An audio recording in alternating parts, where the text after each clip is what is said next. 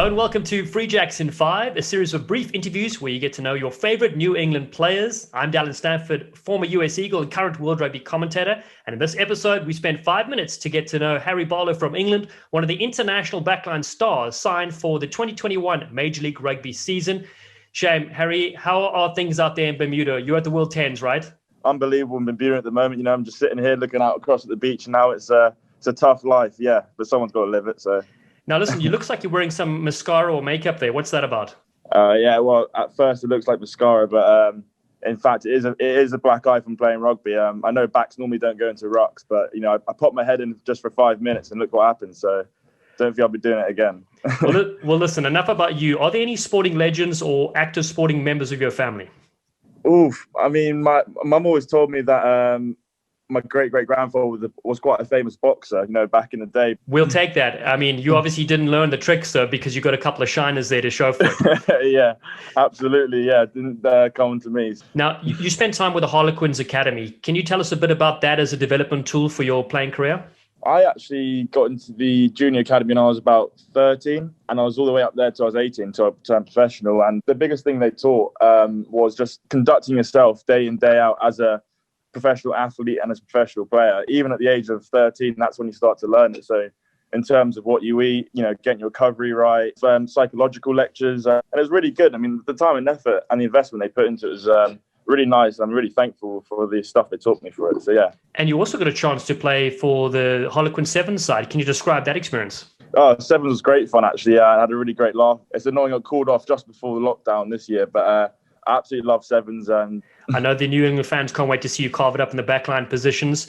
Um, any random facts or anything people don't necessarily know about you that you're willing to share with us? A lot of people don't know that I can speak French. I did it at school, at high school, as they would say in the States. I learned it. Interview de Harry Barlow avec l'équipe de Free Jacks. Recently, like past year, I've been doing a bit of martial arts, a bit of Brazilian jiu-jitsu as well. That was a fun experience as well. Do you have any, like a most embarrassing moment, a rugby story? I got an embarrassing rugby story. So when I was at school, it was a big rivalry match against our rivals. Wet, rainy, classic British day. And it's the last play. And they're kind of on our 5 metre line passing it. And they chuck a long pass.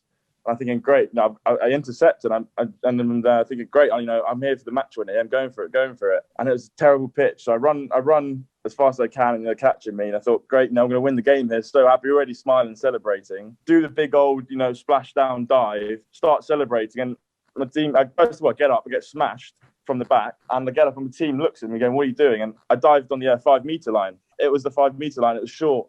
And I knocked the ball on, and that was the end of the game. And we pretty much, I think we lost that one. So that's the most embarrassing story I've had. And I've certainly always remember where the try line is, hopefully. I don't want to ever do that again.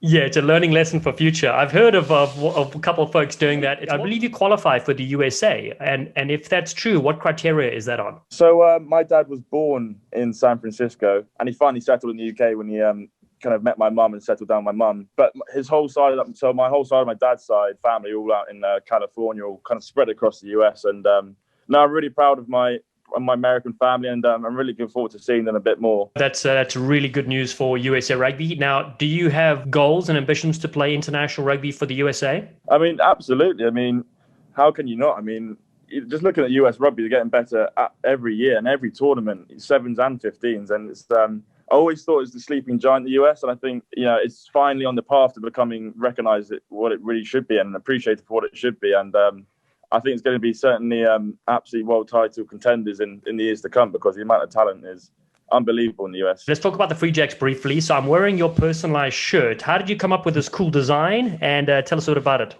Well, I think I talked to the... there it is, yeah. Actually, it looks all right. I'm talking to the guys at Free Jacks, and they said, have you got any ideas about, what would you like your brand to be? And I was thinking, oh, God, I don't know.